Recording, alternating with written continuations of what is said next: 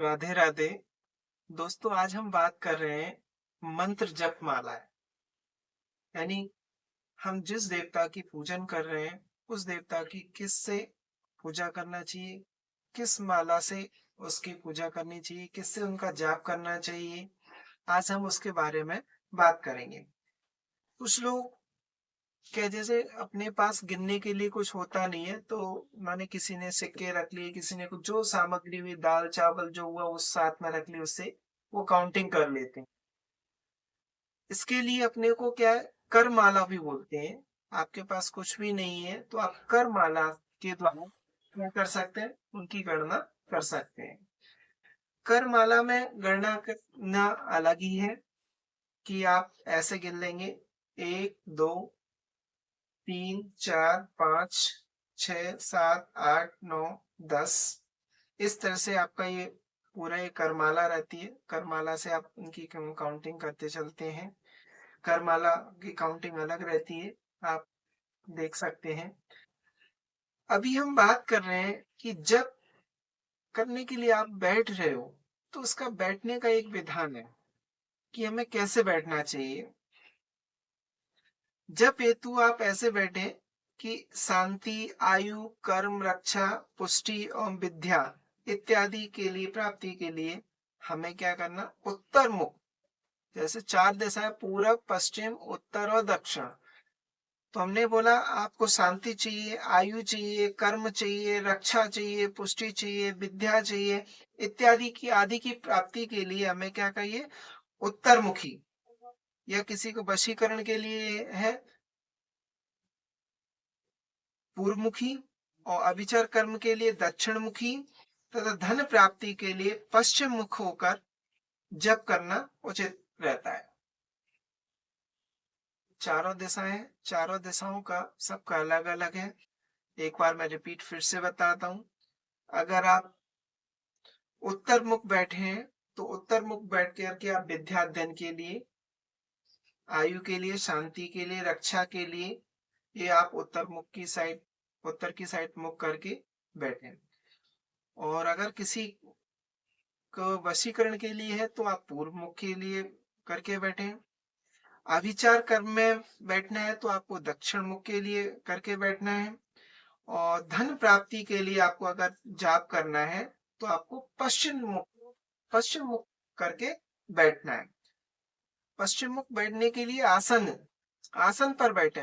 विभिन्न प्रकार के आसन होते हैं, सभी पूजन के अलग अलग आसन होते हैं, आप सब समझ सकते हैं। इनमें क्या होता है, मनकों की संख्या का ध्यान रखा जाता है कि मनकों की संख्या के आधार पर ही हम इनकी मालाएं करते हैं। जब 15 मनकों की, 25 मनकों की, 27 मनकों की, 30 मनकों की, 50 मनकों की, 54 मनकों की, 108 मनकों की, ऐसा माना जाता है कि 27 मनकों की जो माला होती है वो सिद्धि प्रदान करने वाली होती है, जबकि अभिचार कर्म की जो माला होती है 15 मनकों की माला का प्रयोग किया जाता है। और दूसरे उसमें, और अगर नहीं होता है तो कोई विद्या अध्ययन के लिए कर रहे हैं तो अपने 108 मनकों की, यानी 108 की जो माला होती है उससे अपन उसको करते हैं। ये मनकों की संख्या रहती है। अब हम बात करते हैं, जिस देवी देवता की पूजा करना है उसकी माला, विशेष माला होती है, उससे वो देवी देवता बहुत जल्दी प्रसन्न होते हैं। फॉर एग्जाम्पल अब हम बात करें, विष्णु भगवान की आप पूजा कर रहे हो तो उसमें आपको तुलसी की माला होना चाहिए। शिव जी की पूजा कर रहे हैं तो आपको उसमें रुद्राक्ष की माला होना चाहिए। सूर्य की पूजा है तो आपको लाल चंदन की माला होना चाहिए। अगर गणेश जी की पूजा कर रहे हैं तो उसमें मूंगा या हाथी दांत जस्ट ये बोला जाता है, मूंगा से भी करते हैं।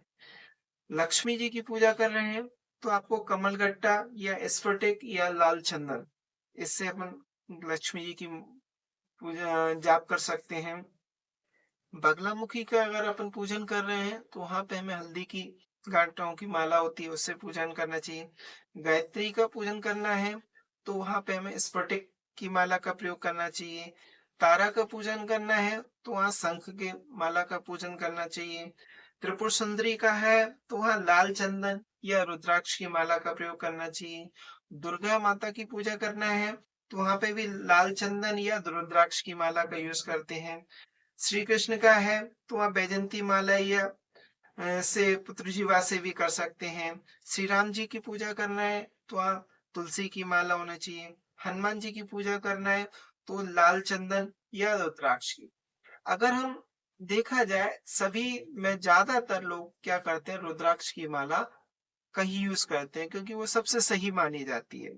विशेष उद्देश्य से अगर कोई माला का उनका यूज करता है, जब का उद्देश्य कोई विशेष होता है तो उसमें हमें सर्व मनोकामना आपकी सर्व मनोकामना की पूर्ति के लिए हमें रुद्राक्ष की माला या तुलसी की माला का प्रयोग करना चाहिए। ठीक है, ये आपकी माला है, इसका हमें यूज करना चाहिए। अगर आपको ये चैनल अच्छा लगा है, आपको और जानकारी चाहिए तो आप कमेंट में लिखिएगा, आपको जानकारी मिल जाएगी। धन्यवाद।